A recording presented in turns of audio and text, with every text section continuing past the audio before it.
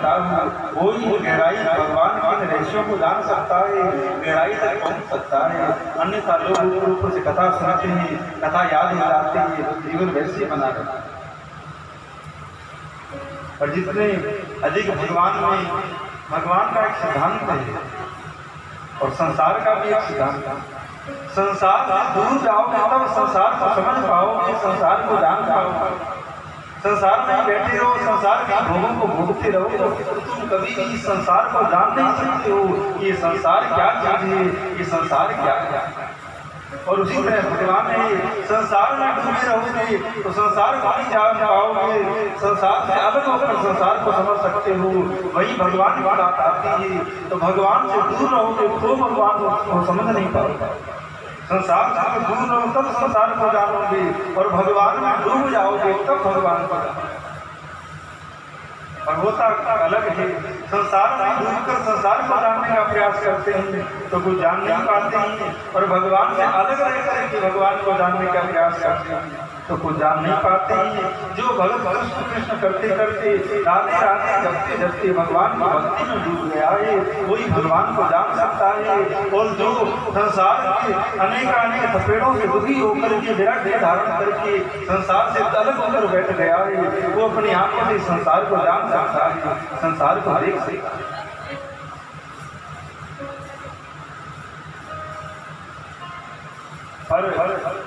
पर जानो तो नहीं जानो, पर अग्नि अपना स्वभाव नहीं छोड़ती, जल अपना स्वभाव नहीं छोड़ता। इसी प्रकार जानते हो तो अच्छी बात है, विशेष सुख मिलेगा, विशेष आनंद मिलेगा। पर अगर नहीं भी जानते हो तो अग्नि में चाहे जानकर के हाथ दे दो या अनजाने में हाथ दे दो, इस प्रकार अग्नि अपना प्रभाव दिखाए बगैर वैसे अगर कथा की गहराई को कृष्ण की राम की भगवान की गहराई को जान रहे हो तब तो कहना क्या है। अगर इस बात को जानते नहीं हो फिर भी कथा सुन रहे हो, जिस प्रकार अग्नि जानने अनजाने की बात नहीं, बस अग्नि में हाथ पहुंच जाए तो हाथ जलेगा, गर्मी लगेगी। इसी प्रकार भगवान की कथा में आकर बैठ गए हो तो कुछ न कुछ प्रभाव, कुछ न कुछ बात अवश्य, क्योंकि कथा अपना प्रभाव छोड़ती नहीं है। बस गुण होता है वो कोई छोड़ नहीं सकता है। पानी का काम गीला करना, नमी देना है, तो किसी प्रकार आप पानी में पड़ जाओ गीले हो ही जाओगे। इसी प्रकार कथा में किसी भी प्रकार से आकर के बैठ जाओ, कुछ न कुछ बात, कुछ न कुछ प्रभाव तो कथा का आ ही जाएगा और विशेष आनंद को ले सकते हैं। दिन रात कृष्ण की भक्ति में डूबे हुए हैं, जिनको पता है कि संसार क्या है, जगत क्या है, माया क्या है। वृंदावन में आज विश्व महात्मा ऐसे रहते हैं तो दुनिया से कोसों दूर है, उनको पता ही नहीं कि संसार क्या है, संसार में क्या होता है। दिन रात भजन में डूबे हैं और भगवान उनके आगे आगे। कल आपने सुना यशोदा खाली कृष्ण को जानती है, गोपियां खाली कृष्ण को जानती है, कृष्ण के ग्वाल बाल कृष्ण को छोड़कर लोग जानते को समझते नहीं। इसीलिए भगवान का झूठा खाते हैं, उनके साथ में ऐसी ऐसी लीला करते हैं। जो ब्रह्मा के चार बुद्धि है, चार सर है, दिन भर वेद पढ़ते रहते हैं। ब्रह्मा सबसे बड़े विद्वान है, उन ब्रह्मा की भी खोपड़ी घूम जाती है जब भगवान बाल लीला देखते हैं, भगवान की गोचरण लीला देखते हैं। भगवान के रहस्य को ब्रह्मा जी नहीं जान पाते क्योंकि वो बुद्धि लगाते हैं, वो पहले मानते नहीं है, वो पहले जानते हैं। और संसार में जो बुद्धिजीवी लोग हैं उनका एक स्वभाव हो जाता है कि कोई भी बात हो वो पहले अपने बुद्धि से समझना चाहता है। भगवान कहाँ पर है, कैसा है, कहाँ रहता है, पहले हमें हमारी बुद्धि से समझ में आए फिर हम माने कि भगवान होते हैं। भैया भगवान का ही साक्षात्कार नहीं है कि जहाँ तुम जानकर के पहुँच जाओ। अगर तुम्हारी बुद्धि भगवान को जान लेती तो भगवान छोटे हो जाते और तुम्हारी बुद्धि बड़ी हो जाती। और भगवान तो सबसे बड़े हैं, तो भगवान इस बुद्धि से जानने का विषय नहीं है, भगवान तो हृदय से मानने का विषय है और संसार जानने का विषय। संसार को खूब जानो, खूब बुद्धि लगाओ संसार में कि संसार क्या है। और संसार में तो बुद्धि लगाते नहीं है, हर तरफ स्वार्थ है, हर तरफ बेईमानी बदमाशी है, फिर भी संसार को हृदय से माने हुए हैं, संसार से प्रेम करते हैं। और जो परमात्मा सदैव अपना है, सदैव निस्वार्थ भाव से जीव का साथ देता है, उस भगवान को मानते नहीं है, जानने नहीं करते। तो जिसको जानना चाहिए उसको तो मान रहे हैं, और जिसको मानना चाहिए उसको जान रहे हैं। अभी कुछ बात विशेष होती नहीं है। तो भगवान को तो मान लो और संसार को जान लो। पर मनुष्य अपना स्वभाव छोड़ता नहीं है। ठाकुर की गीता में कहते हैं मनुष्य मर सकता है पर अपना स्वभाव नहीं छोड़ सकता है। चोर चोरी से जाएगा दूंगा फेरी से ना जाए। पर कोई भाग्यशाली मनुष्य ऐसा हो जिस पर श्रीमद् भागवत की कृपा हो, कोई संत की कृपा हो जाए और वो अपना जो भी दुष्टता का स्वभाव है उसको छोड़ दे और भजन में लग जाए, तो भगवान की भगवत्ता को जान सकता है, भगवान की नित्यता को जान सकता है। और रामायण में आया है जो जानम देव देव जनाई और जानम तुम्हें हो जाई। और जो भगवान को मान लेता है वो जान जाता है, और जानने के बाद भी वो क्या हो जाता है, बोले वो स्वयं ही भगवान हो जाता है। तभी हमारी सनातन परंपरा में संतों को संत भगवान कहते हैं, ब्राह्मणों को ब्राह्मण देव कहते हैं। तो इस सिद्धांत को समझते हुए भगवान मानने का इसलिए अगर भगवान की लीलाओं में बुद्धि लगाओगे तो क्या समझोगे? अरे कोई यादवों का कोई लड़का है, कोई बालक है, वो स्त्रियों में घरों में जाता है, उनके घरों में कुछ मक्खन कुछ भोजन कुछ रखा होता है वो खा जाता है। महाराज लोग कथाएं क्या संस्कृत की आदमी बिना लोग करता नहीं है, तो सुनता नहीं है, तो सोचता नहीं है, इसमें क्या विशेष बात हो जाएगी? और जहाँ मान करके सुनोगी अपनी बुद्धि की मलिनता को पूरा भरत करके सुनोगी तो जान जाओगे इस लीला का क्या रहेगा।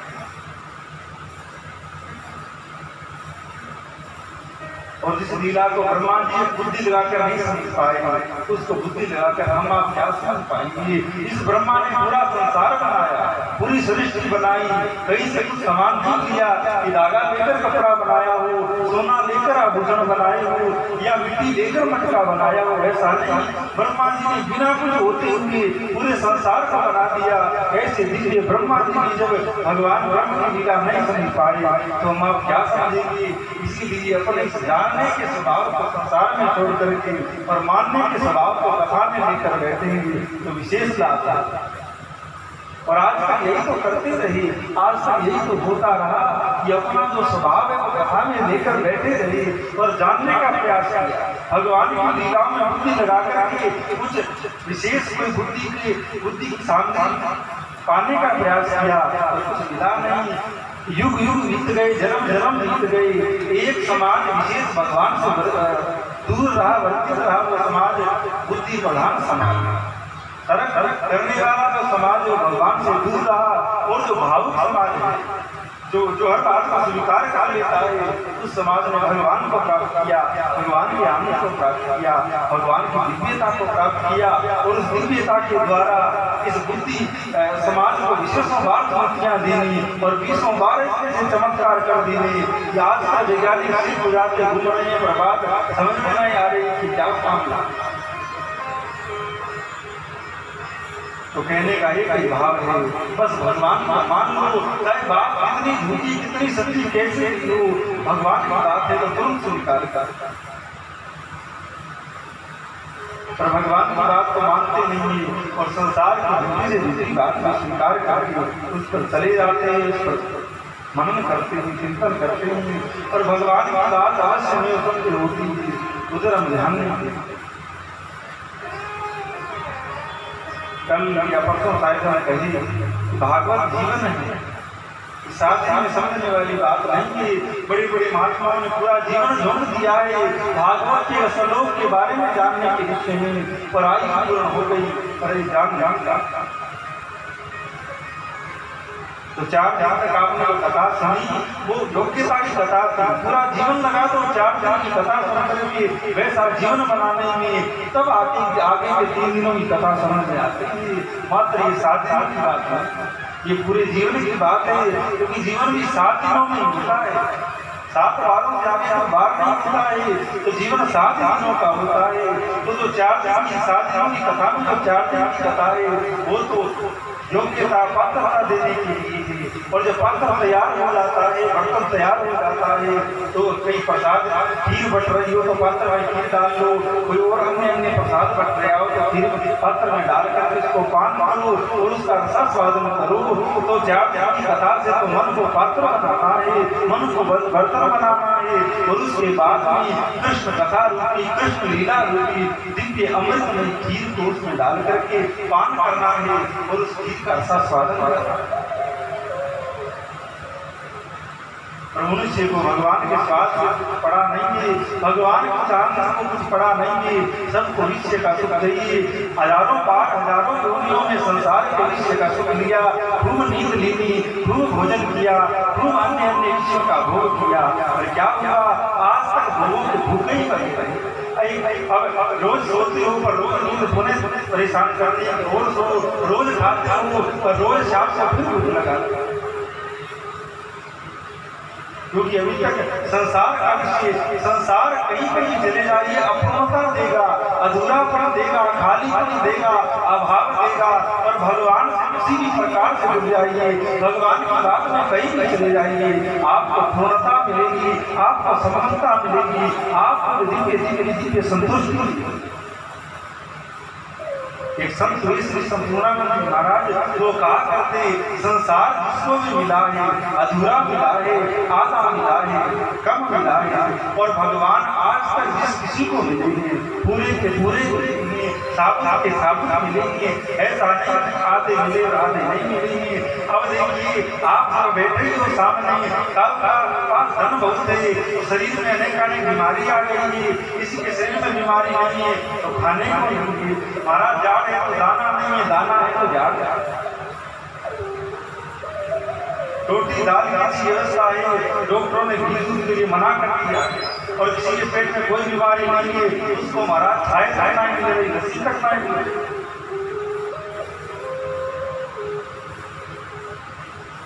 ये संसार है और भगवान ऐसे ही करके जीव भगवान में लग गया तो उसको उसमें पूर्णता आ गई, उसमें दिव्यता आ गई। और मनुष्य का अभाव संसार किसी भी वस्तु से दूर हो नहीं सकता है। मनुष्य का मन का जो खालीपना है, मनुष्य का जो अभाव है, आप संसार का कोई सा भी भोग लेना, इतना ही अच्छा कार्य कर लेना, पर मन का खालीपन हर काम के बाद बना रहेगा। किसी को लगता है भूख बहुत लग रही, भोजन करूंगा तो मन का अभाव दूर होगा, तो खूब खा लिया, अब महाराज से मन भर गया, फिर मन खाली प्रॉब्लम तो होना चाहिए, लगता है सो जाऊंगा, नींद ले लूंगा, आराम करूंगा तो मन का अभाव दूर हो जाएगा। खूब नींद लेकर के देखा कि बोला लगना चाहिए, कुछ काम करना चाहिए, तो महाराज संसार में कोई भी कार्य कर लेना, मन का अभाव, मन का खालीपन, मन की जो भूख है वो मिटने वाली नहीं। और एक बार अगर आपने मन के भाव को दूर करने के लिए इसी पूर्ति का साधन भगवान को बना लिया, भगवान को उठा लिया, तो ऐसा अभाव दूर होगा। एक तरफ महात्मा बैठा है, रहने खाने का ठिकाना नहीं, तन पर कोई वस्त्र नहीं, सुबह का भोजन तो पा लिया, शाम का पता नहीं, पर उसका आनंद देखो खूब मस्ती में डूबा है। एक तरफ कोई सेठ बैठा है, कोई उद्योगपति बैठा है, कितना ही बड़ा कारोबार है, लाखों की नित्य आमदनी होती है, कितने कोटि बंगला है, फिर भी परेशान, क्योंकि संसार का अभाव भगवान के बगैर दूर हो नहीं सकता है। कितने ही जन्म ले लिए जाए, सब तो यहाँ तक कहते हैं एक मनुष्य को पूरे संसार के सब भोग दे दिए जाए तो भी मनुष्य तृप्त नहीं हो सकता, मन तृप्त नहीं हो सकता है। और अगर एक बार भजन में लग जाए, नरसिंह जी के पास में क्या था, मीरा के पास किस चीज की कमी, राजा भरत के पास में क्या नहीं था तो सबको छोड़ करके जंगल में चले। राजा यदु के पास में किस चीज का, किस वस्तु का अभाव था जो जड़ भरत के पीछे पीछे दौड़ते हुए जंगलों में गए नहीं और उनसे दिव्य उपदेश दिया। अगर संसार के भोगों में सब कुछ होता तो मीरा कभी अपने इन बड़े बड़े महलों को छोड़ करके, गहने आभूषणों को छोड़ करके जंगल में नहीं निकलती। अगर संसार के भोगों में सब कुछ होता तो नरसी कभी भी साधु नहीं बनते। संसार के भोगों में सब कुछ होता तो गौतम सिद्धार्थ नाम का व्यक्ति गौतम बुद्ध नहीं बनता। संसार के भोगों में कुछ होता तो अनेक संसार के भोगों को छोड़ करके लोग साधु नहीं बनते।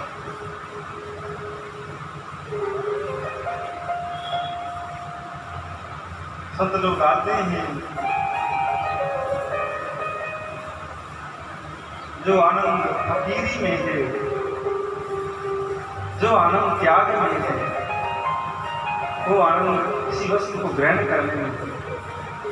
पर संसारी लोगों का स्वभाव है खूब ग्रहण करें तो क्या पता आनंद हो जाए। पर संत कहते जितना हो सके उतना त्याग करो, जितना त्याग करोगे उतने सुखी हो जाओगे, और जितना ग्रहण करोगे उतने दुखी हो जाओगे। तो भगवान से प्रार्थना करें, हे भगवान आप हमें ऐसी दिव्यता देवी, ऐसी योग्यता देवी जिसके द्वारा हम आपकी हर लीला को समझ सकें, जान सकें, मान सकें और आपकी लीला का आनंद ले सकें। जिन कथाओं को हम सुन रहे हैं कोई विशेष प्रभाव नहीं है, उन्हीं कथाओं को देवता लोग, बड़े बड़े ऋषि लोग सुन सुन करके नृत्य कर रहे हैं, नाच रहे हैं, धन्यता का कृत्यता का अनुभव कर रहे हैं। अरे कितने महात्मा बीत गए भजन करते करते, माला फेरते फेरते, उनको ऐसा सौभाग्य नहीं मिला भगवान की ऐसी लीला सुनना और ऐसी लीला देखना। हमारा सौभाग्य देखो जो इन आंखों से भगवान की लीलाएं देख रहे हैं, नृत्य करते हैं और हम बात के मर्म को, गहराई को जानते नहीं है, तो कथा सुनते हैं, उनकी बातें सुनते हैं और वैसे ही हमारा जीवन रूप का सुखा बना रहता है।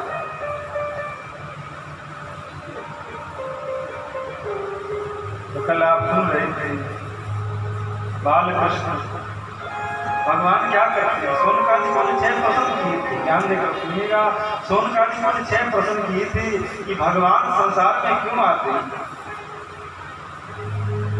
तो विशेष बात हम पहले कह चुके हैं, तो भगवान आते नहीं, भगवान इस संसार में आकर क्या करेंगे?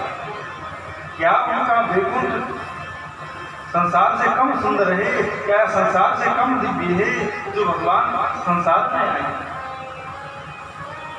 इस वैकुंठ में ना रात्रि है, ना भूख है, ना प्यास है, ना जन्म है, ना मरण है।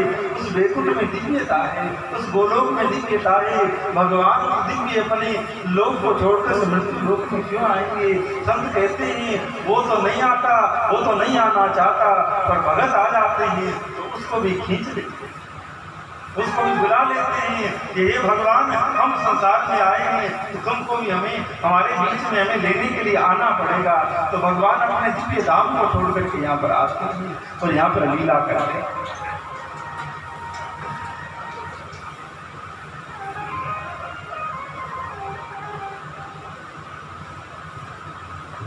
तो नारायण शिव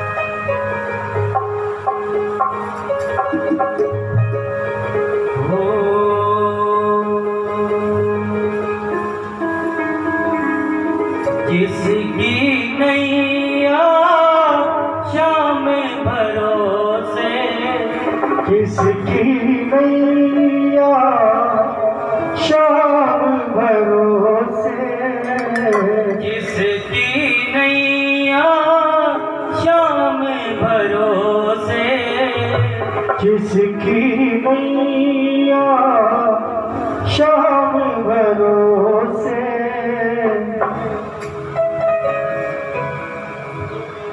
डूब नहीं सकती है ओ नैया, डूब नहीं सकती है, ओ डूब नहीं सकती है, ओ डूब नहीं सकती है। ओ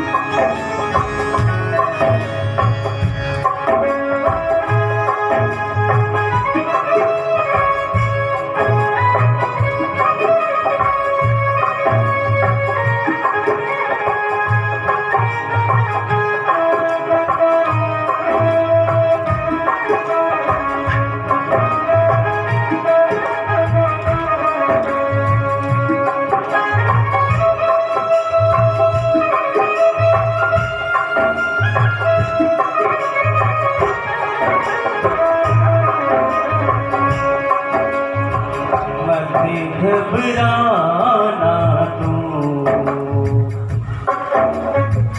संकट आएगा हो, मत घबराना तू, संकट आएगा हो, मत घबराना तू, संकट आएगा हो, संकट भी एक दिन हो जाने ये जाएगा। तू है प्रेमी श्याम धनी का, तू है प्रेमी श्याम धनी का, तुझ पे असर ना होगा, बाल नमा का होगा, तो तेरे भले हो जाएगा नी, तेरे भले हो जाएगा नी, छूट नहीं सकती है ओ नैया, डूब नहीं सकती है, ओ डूब नहीं सकती है, डूब नहीं सकती है। जिसकी नैया शाम भरोसे, जिसकी नैया शाम भरोसे, डोल भले सकती है ओ नैया, डूब नहीं सकती है।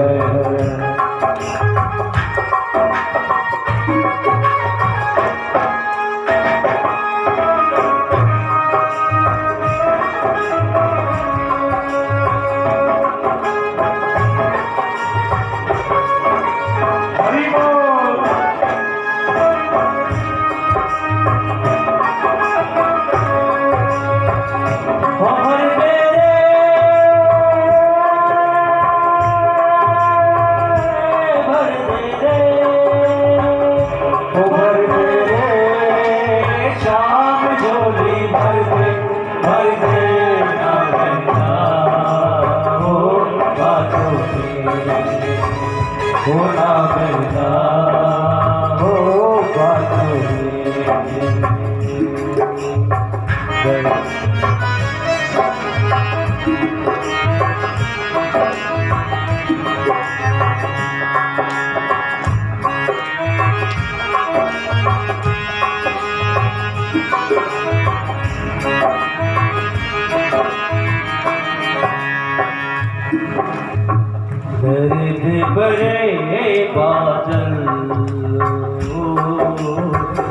जब गिर जाएंगे हो गर्द बड़े बादल हो, जब गिर जाएंगे हो साथ जो थे हरदम हो नजर न आएंगे हो साथ जो थे हरदम हो नजर न आएंगे हो साथ जो थे हरदम हो नजर न आएंगे। उन घड़ियों में खाटू वाला, उन घड़ियों में खाटू वाला दिल चढ़ जाएगा आएगा तो मैंने भरे हो जाए नैया।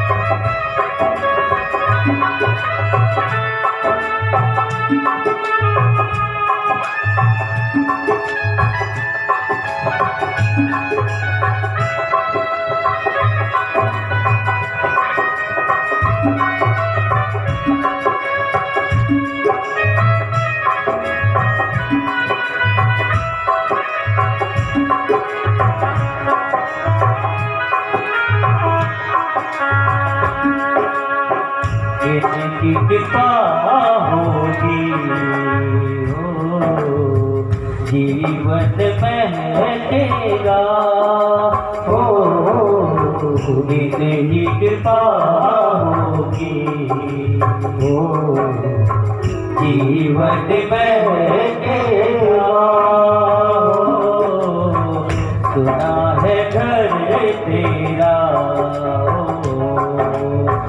एक दिन चमकेगा हो तुझ पर ताना कसने वाले, तुझ पे ताना कसने वाले कुछ ना करे पाएगा हो जाएगा हो सुबह में रुकम कितना भी उनसे, सुबह में कितना भी उनसे रूठ नहीं सकती है हो नैया, डूब नहीं सकती है हो डूब नहीं सकती है हो नैया, डूब नहीं सकती है।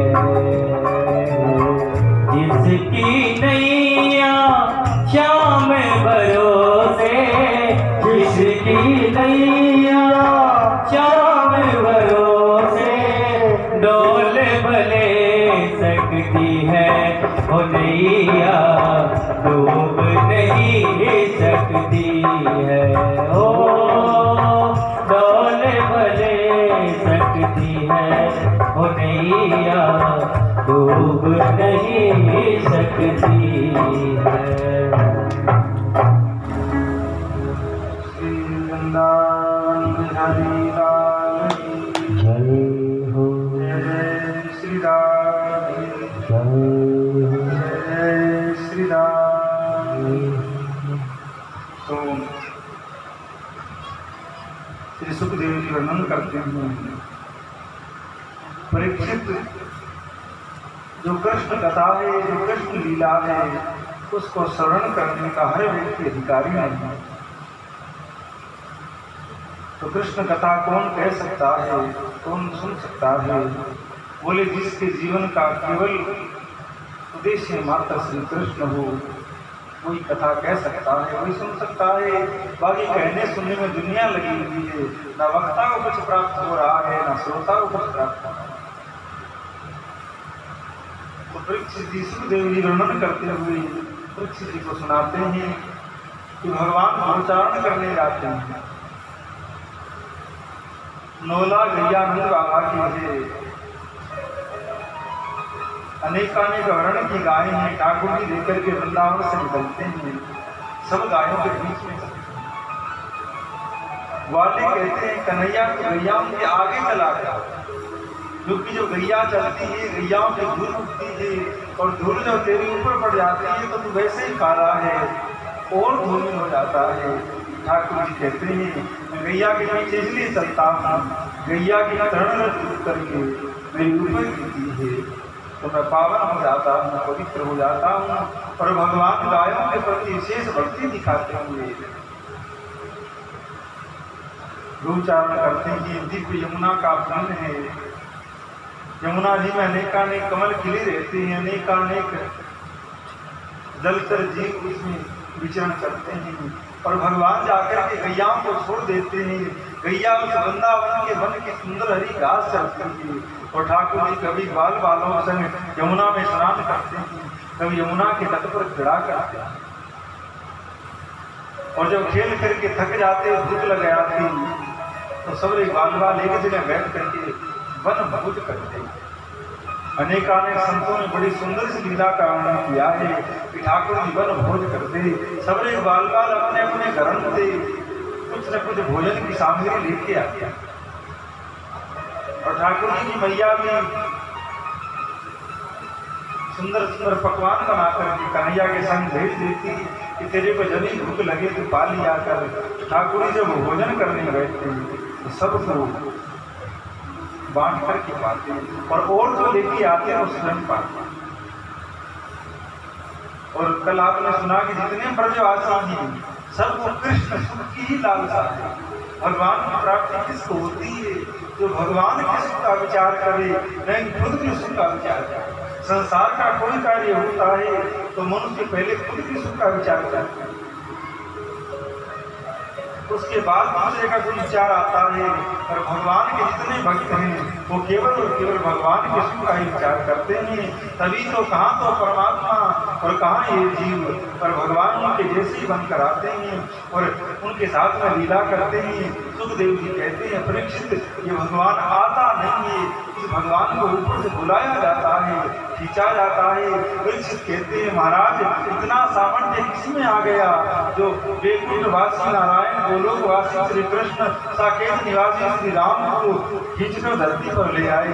क्या इतना बल किस राक्षस में है, किस जीव में है? तो सुखदेव जी वर्णन करते हैं ये बल केवल भक्तों के पास नहीं है, ये बल केवल भगवान के प्रेमियों के पास नहीं है। उनके पास में भावनाओं का, उनके पास में भावों का इतना बल होता है कि जिस प्रकार मक्खन को उगलने लगती है तो गर्म होकर पिघल जाता है और धीरे धीरे गिरत गिरत में बदल जाता है, वैसे ही जब भक्तों के भाव का ताप जो भगवान को लगता है तो भगवान वैकुंठ छोड़कर साकेत और गोलोक छोड़कर धरती पर आ जाते हैं और अपने प्रेमियों के साथ लीला करते हैं। पुष्टि मार्ग का तो सिद्धांत भी बन गया है कि अगर भगवान की प्राप्ति करनी है तो हमारे अंदर भाव का ताप होना चाहिए, भगवान को विरह का ताप होना चाहिए। मीरा को भगवान कब मिले? जब मीरा भगवान के ताप में इतनी डूब गई है कि वेद भी निर्णय नहीं कर पाता है कि इसको क्या बीमारी है, किस चीज की इसको दवाई बनी जिससे ये समझ। सुखदेव जी कहते हैं परीक्षित इन जीवों के, इन भक्तों के हृदय में बड़ी ताकत होती है।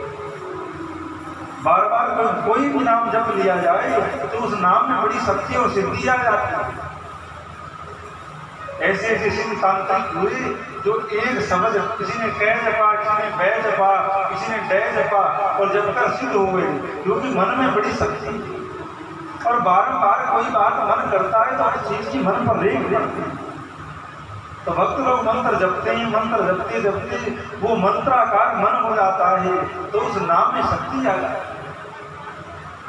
जितने ये जो झाड़े के मंत्र होते हैं, अब हमें तो नहीं मालूम पर सुना है झाड़े के जितने मंत्र होते हैं उनमें बड़ा प्रभाव होता है, पर खाली लिखे रहे तो प्रभाव नहीं है। पर कोई व्यक्ति जप करके अपने मन में अंकित कर ले, मन में उनके रेख लिख डाले, तो वो सामान्य से शब्द भी बड़े प्रभावशाली हो जाते हैं। तो हे सुखदेव, हे परीक्षित, इस मन में बड़ी शक्ति है। और जब यही मन संसार के सब संशयों से मुक्त होकर के, संसार के सब भावों से अभावों से मुक्त होकर के भगवान में भाव करता है, तो जो भगवान नाक्षी का बेटा है, नाक्षी का पुत्र है, वो तो परमात्मा है। भगवान का कोई संबंध ही नहीं है। वही भगवान माई का संबंध स्वीकार करके किसी का बेटा बनाता है, किसी का पिता बनाता है, किसी का भाई बनाता है, किसी का पति बनाता है। ये ताकत मनुष्य की उस मन में है और मन के उस भाव में है जो भगवान को भी अब भले ही मंदिर में पाषाण की मूर्ति रहती है, लड्डू गोपाल भले ही धातु की मूर्ति है, पर भगत का भाव में इतनी ताकत है कि मूर्ति को भी हटा कर के वहां पर साक्षात भगवान पर हो जाते हैं। कर्मा के भाव में वो शक्ति थी कि खिचड़े का लेकर के बैठी और ऐसा मन का भाव कि आप नहीं आए तो मैं भी भोजन नहीं पाऊंगी, तो उसके हृदय के ताप को भगवान सहन नहीं कर पाएंगे।